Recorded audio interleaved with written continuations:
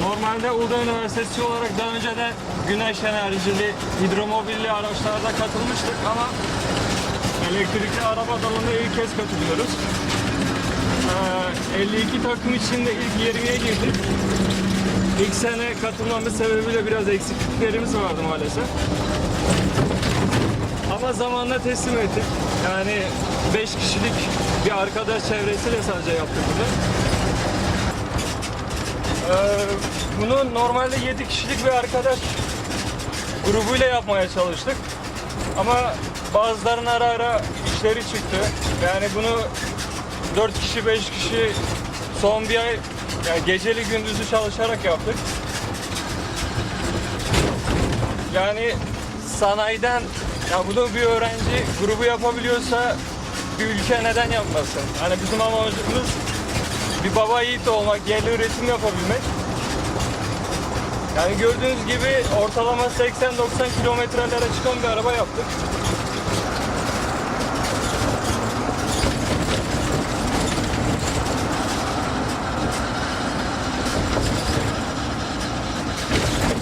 Amacımız gerçek bir arabaya çok benzesin istedik.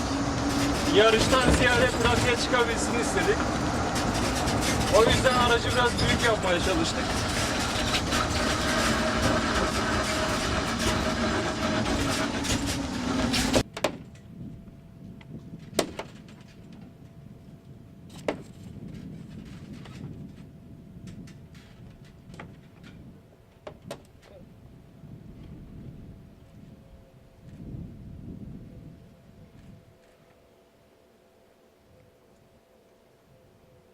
Bu sene TÜBİTAK'ın düzenlediği 12.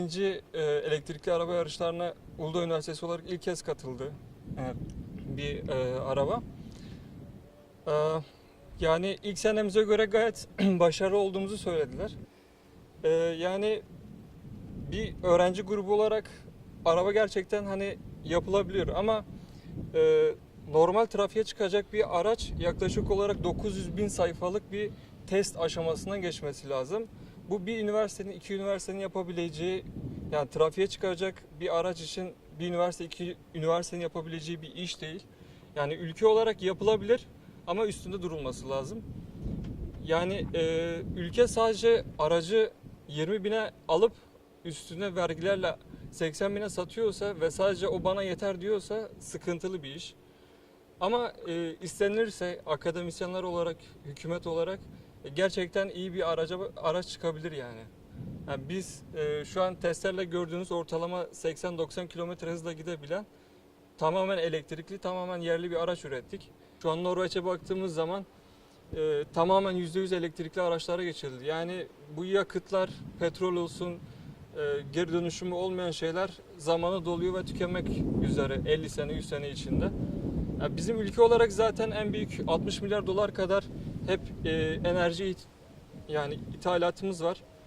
Bunu bir şekilde kapatmamız lazım. Elektrikli arabalarla, hidrojenli arabalarla ve değişik materyallerde çalışan alternatif araçlar üretmemiz lazım.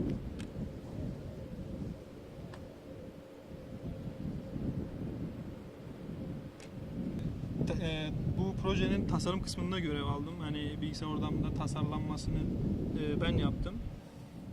Aracımız hakkında işte kısaca bir teknik özellikler hakkında bilgi vermek istersek, aracımızın boyu 3.4 metre, işte yüksekliği 1.6 metre, genişliği 1.6 metre o da. Ağırlığı 400 kilogram.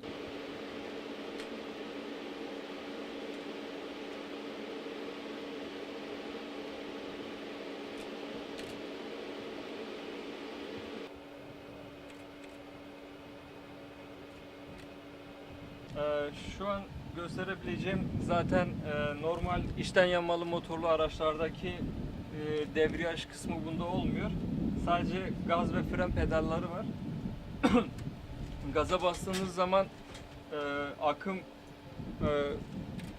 bataryalardan motorlara daha fazla akım gitmeye başlıyor. Daha fazla gidince de motoru daha fazla çevirmeye başlıyor, hızlanmaya başlıyor.